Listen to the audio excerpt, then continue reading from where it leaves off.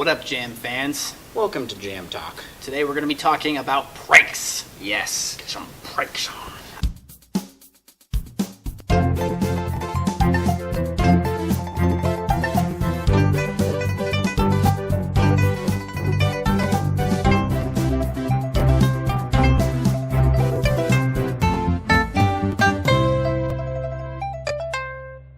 So I think we have to preface this episode with some things about our dad. Dad grew up in like a pranking family, and he was a bit of a prankster himself that just did goofy things.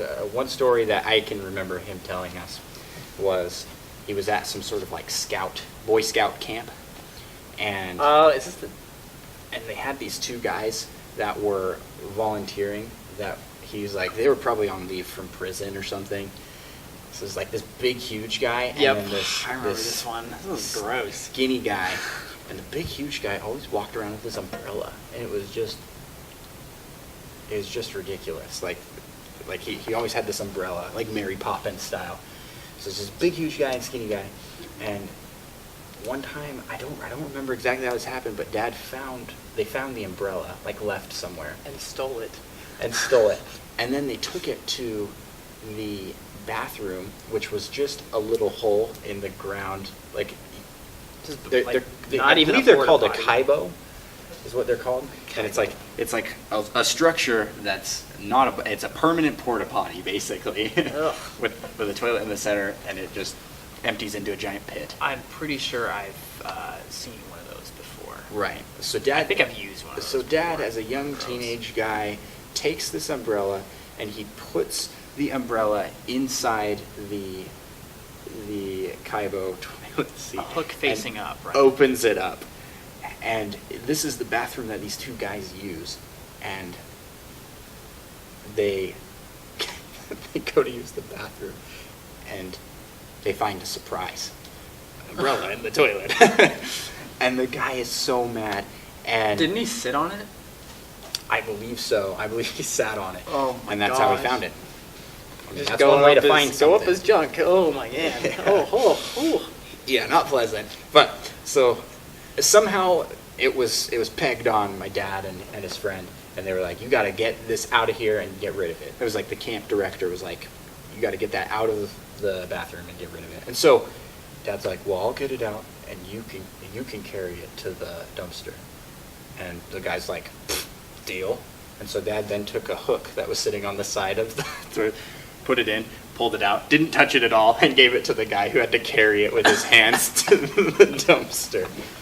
So that's the preface. He's like, I'm getting the easy deal. Yeah, it's so gross. So this is the kind of father we have, and this is the kind of example that we have to follow. So here's some of the pranks that we pulled. Oh man, I wonder what he's gonna think about us sharing that one. So you can start. Go with some of the pranks that you can recall. Okay. So on my mission,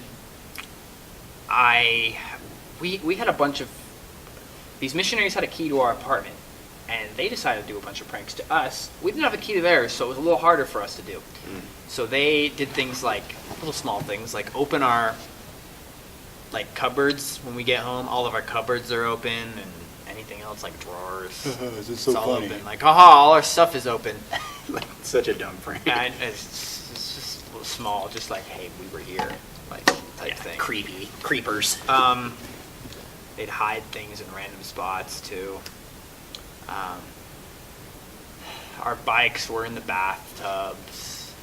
Didn't they tape all your food to the ceiling? Yeah, they attached all of our food to the ceiling. We had them take our groceries home once, and except for the stuff that needed to go in the refrigerator, because they're considerate people still and know that stuff will go bad and cost us money. So thank you them.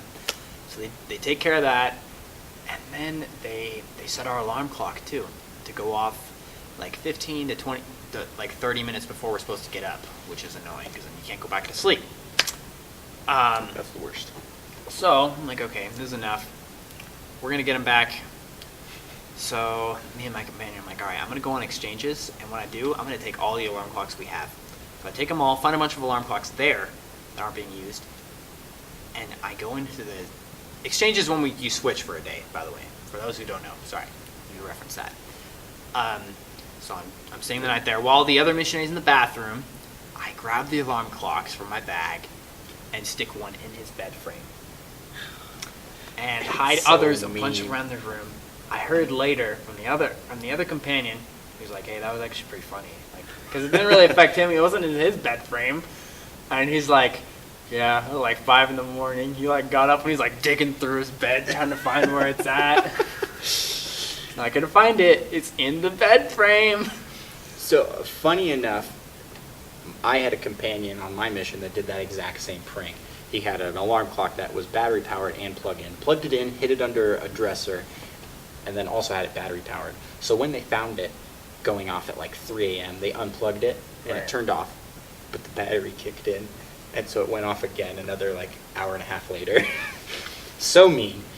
But so my companion did that evil prank because we were getting moved out and we were kind of bummed because we liked serving together and we were going to be with new companions or whatever. So we decked out the place in streamers, stuffed all the cupboards with balloons, hung a blanket on the wall that had a picture of SpongeBob and Patrick giving each other a piggyback ride, and it said "Playful Pals" on it. So weird. We just found it somewhere in our apartment, and Oh gosh. and then we had someone make us a CD of "What Does the Fox Say," and that was playing on repeat as loud as possible. Yeah. So that when we left, they would come in, they would come up to the door, and we tested this. You're outside the door, and you could just hear. What does the fox say? Yeah, you could just hear the music, and you're like, what the heck? So to peak all of that, I had the worst idea ever, the meanest thing I've ever done to anybody. We got 3 vials of glitter. Oh my goodness. Put it into a piece of paper, okay? Tape the piece of paper to the ceiling in front of the front door.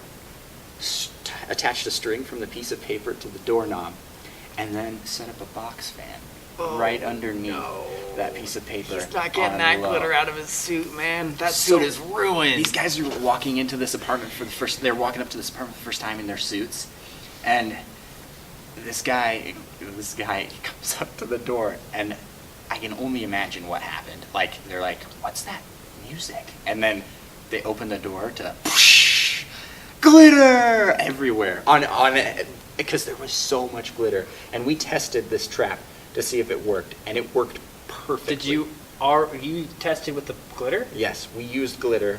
So we bought a test amount. How do and you? then- Does that mean one of you guys have to get hit with glitter? No, we just watched where it landed. So it hit.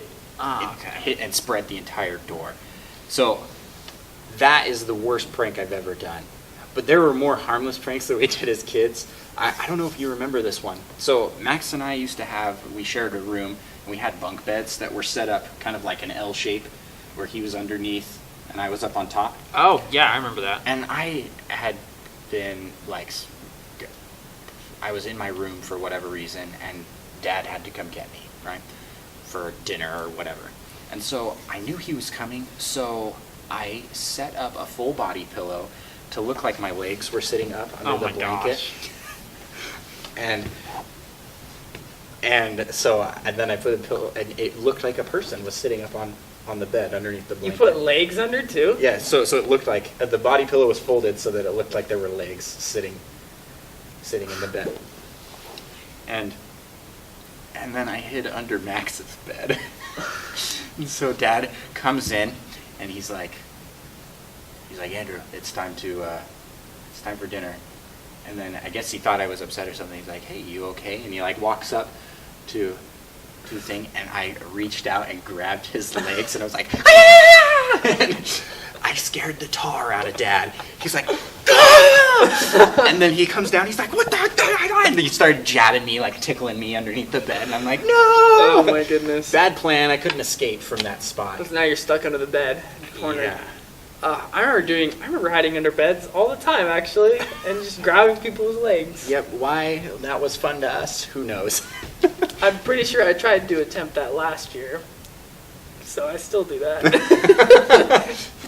Do you remember there was a time that someone was sleeping in the bed up at Crescent Bar, and I slithered up the stairs and then snuck underneath the futon.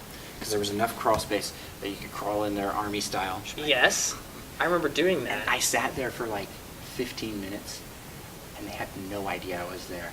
And then I slithered around to the other side of the bed and jumped up. I don't remember who it was, but I was just like, "Wah!" And they about peed themselves because they did not see me coming in, and I had waited so long that any noise I had made, they had written off as like, whatever, you know? So I remember just hiding around there all the time. Just like trying to, like, hide into the futon, they'll never know I'm here. And then eventually they catch on, like, Max. Like, Max, you walk. So this is how bad it gets. When I was living with Micah and the Rogers yeah. at their place, like jump scares are Micah's favorite thing in the world for whatever reason. And so Micah, Kyle, and I would like not be able to turn corners. We'd like peek around the corner or like wave our arms out, especially if it Sounds was like dark. every time we're on vacation Yeah, and going to like a public bathroom or something. Yeah. Always wait outside the bathroom. We're always very cautious when walking to the bathroom. Yep. This is the kind of life we live. A life of scarediness and jump scares. That's okay. That's We're fun always though. prepared. This is good, clean fun. Yeah, we are always prepared. Nothing's ever going to scare us. That's not true, actually. I was scared a couple weeks ago by someone who did that to me. It was the first time me meeting him, and that's how I met him. You don't expect it from people you're just going to meet. Don't expect someone to jump scare you. I jumped so much. I hurt my shoulder in the process.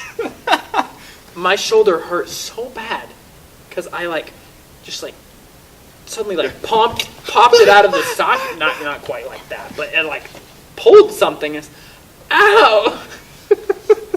So, they scared me good, man. Yeah. Ugh.